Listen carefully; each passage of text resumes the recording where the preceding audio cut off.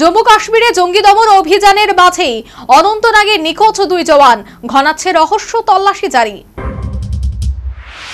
মঙ্গলবার গভীর রাত থেকে জম্মু ও কাশ্মীরের রাজৌরিতে শুরু হয়েছে সেনা জঙ্গির গুলির লড়াই। তবে এখনো পর্যন্ত কোনো হতাহতের খবর প্রকাশ্যে আসেনি। এই পরিস্থিতিতে অনন্তনাগে দুই জওয়ানের খোঁজ পাওয়া যাচ্ছে না বলে খবর।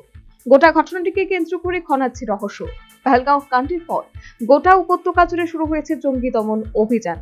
সম্প্রতি শ্রীনগরে অপারেশন মহাদেব অভিযানে পহেলগাঁও হামলায় যুক্ত ৩ পাক জঙ্গিকে খতম করেছে ভারতীয় সেনা।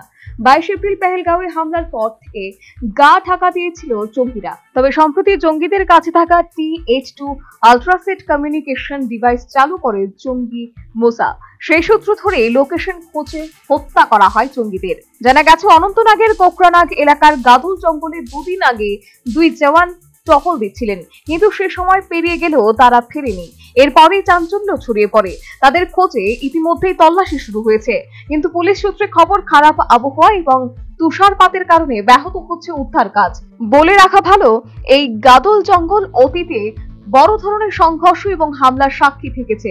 গত বছর সেখানে গুলির লড়াইয়ে মৃত্যু হয় দুই সেনা এবং এক সাধারণ নাগরিকের।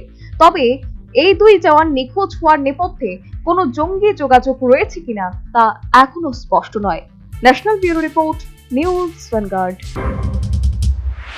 Last 10 minutes. A plus B, the whole square equals A square, B square, 2AB, time's up. 5 more minutes left. I've got so much time and peace of mind.